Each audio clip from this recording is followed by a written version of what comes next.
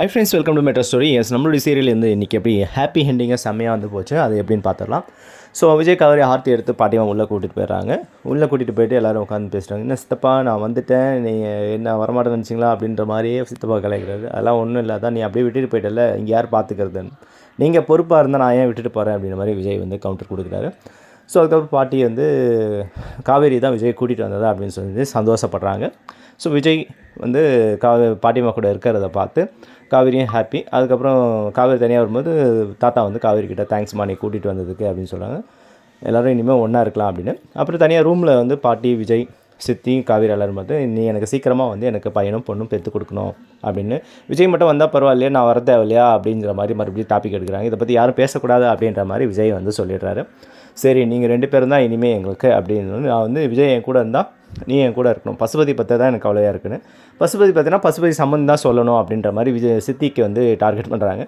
அவர் எங்கப்பா இந்த மாதிரி தான் இருக்கிறா, நாங்கள் எவ்வளோ பட்டுட்டோம், காவேரி சொன்னதை கேட்டிருந்தா அப்பயே கல்யாணம் பண்ணியிருக்க மாட்டோம் அப்படின்னு. சரி பரவாயில்ல விஜய், அஜயோடைய வாழ்க்கையை சரி பண்ணலாம்னு சொல்லிட்டு காவேரி மறுபடியும் சொல்கிறாங்க.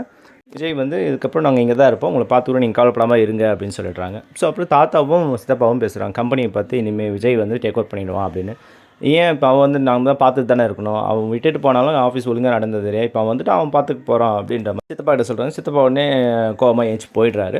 ஸோ இவங்க 2 போன பிறகு விஜய் காவேரி 2 பேரும் மீட் பண்ணி நீங்கள் இனிமேல் ஆஃபீஸ் பொறுப்பெலாம் எடுத்துக்கணும்னு 2 பேர் ஷாக் ஆகுறாங்க. ஆமாம் விஜய், நீ அப்படியே விட்டுட்டு போயிட்ட அப்படின்னு சொல்லுவாங்க. ஃபோன் வரும், விஜய் போயிடுறாரு. அதுக்கப்புறம் காவேரி கிட்ட இந்த மாதிரி தாத்தா சாரி, நான் உங்களை பற்றி என்னுடைய குடும்பத்தை பற்றி நினச்சேன், அதனால் விஜய் வந்து அந்த மைண்ட்லேயே வந்துட்டார் அப்படின்னு. பரவாயில்லம்மா, நீ வந்து சின்ன பொண்ணு தானே, இந்தளவுக்கு வந்துட்டு எதிர்பார்த்து பெரிய விஷயமா, உங்கள் குடும்பத்துக்கு நீங்கள் எப்படி தேவையோ கம்பெனிக்கு நீங்கள் 2 பேர் தேவை அப்படின்றது புரிய வைக்கிறாரு. விஜய் வந்துடுறாரு. விஜய் வந்தோடனே இனிமேல் கம்பெனி பொறுப்பு எல்லாமே டாப் டு பாட்டம் பண்ணிங்க, எங்களுக்கு பேரனும் பேத்தியை எடுத்து கொடுத்தீங்கன்னா நாங்கள் தான் உங்கள் குழந்தைய பார்த்துட்டு அவங்க தான் எங்கள் உலகம்னு நாங்கள் இருப்போம், அது மட்டும் இல்லாமல் சைன் பண்ணுற வேலை தான் இதுக்கப்புறம் என்கிட்ட விட்டுக்காத, நீங்கள் பார்த்துக்கோங்க அப்படின்ற மாதிரி சொல்கிறாரு. இதோட இன்றைக்கான எபிசோட் வந்து ஹாப்பியாக எண்டிங் ஆகுது. ஸோ எல்லாரும் ஃபேஸ்லேயே வந்து ஸ்மைலிங் தான் இன்றைக்கி. நல்லா இருந்தது எபிசோட் பார்க்க. ஓகேங்களா, நம்மளுடைய மெட்ரோ ஸ்டோரி சப்ஸ்கிரைப் பண்ணி, ஷேர் பண்ணி, லைக் பண்ணி, கமெண்ட் பண்ணுங்கள். அடுத்த அப்கமிங்கில் ஃபங்க்ஷன்ஸ் பற்றி நான் வீடியோ போடுறேன். தேங்க்யூ.